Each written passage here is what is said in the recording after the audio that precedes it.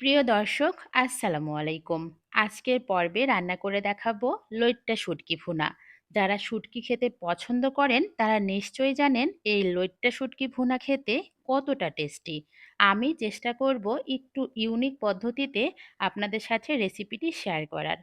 প্রথমে কড়াইয়ের মধ্যে দিয়ে দিয়েছি পরিমাণ মতো সয়াবিন তেল। তেলটা হালকা গরম হয়ে আসলে দিয়ে দিয়েছি হাফ চামচ পরিমাণ হলুদের গুঁড়া। এই পর্যায়ে হলুদের গুঁড়া ব্যবহার করলে তরকারির কালারটা খুবই সুন্দর আসে। হলুদের গুঁড়া তেলের মধ্যে মিশিয়ে নিলাম। এরপরে দিয়ে দিচ্ছি ১ কাপ পরিমাণ রসুনের কোয়া, সাথে পেঁয়াজ কুচি। শুটকি রান্না বলেন বা ভর্তা, সব কিছুতেই কিন্তু রসুন আর পেঁয়াজের পরিমাণটা বাড়িয়ে ব্যবহার করতে হয়। পেঁয়াজ আর রসুন ২ মিনিটের মতো ভেজে নিলাম।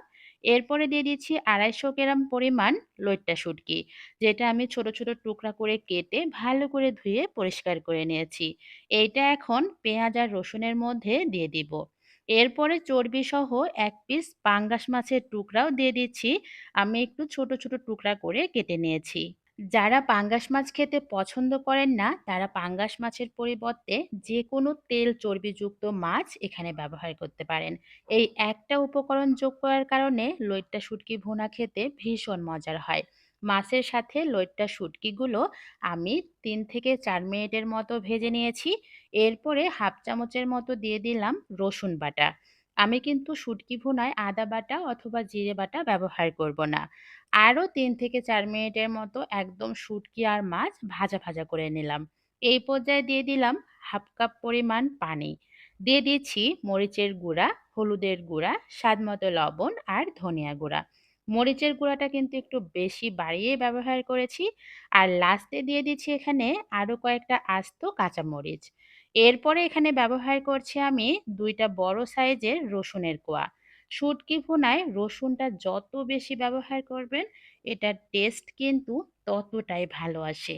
মশলার সাথে শুটকি ভালো করে নেড়েচেড়ে মিশিয়ে ঢাকনা দিয়ে ঢেকে রান্না করে নিব মিনিট ৮ মিনিটের মতো রান্না করতেই কিন্তু পানিটা একদম নিচের দিকে চলে যাবে। এই পর্যায়ে আমি আর ঢাকনা দিয়ে ঢেকে দিব না। মিডিয়াম হিটে আস্তে ধীরে সময় নিয়ে এটাকে ভুনিয়ে নিব। খেয়াল রাখবেন, এই শুটকি ভুনাতে কিন্তু একটু তেলের পরিমাণ বেশি ব্যবহার করতে হয়, সাথে পেঁয়াজ রসুন তো আছেই। এই ৩টা উপকরণ কিন্তু শুটকি ভুনাতে বেশি করে ব্যবহার করতে হয়।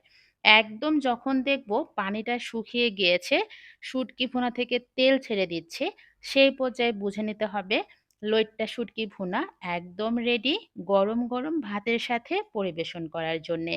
যারা শুটকি লাভার আছেন তারা তো জানেন এই পদ্ধতিতে শুটকি ভুনা করলে এটার টেস্ট কতটা ভালো আসে। আমি একটু পরিবেশন করে আপনাদেরকে দেখাচ্ছি এটা দেখতে কতটা লোভনীয় লাগছে। এটা দেখতে যেমন লোভনীয়, মাশাআল্লাহ খেতেও ভীষণ টেস্টি। যারা একবারও এইভাবে শুটকি ভুনা করেন নাই, আশা করছি একদিন করে দেখবেন, আপনাদের কাছেও ভালো লাগবে।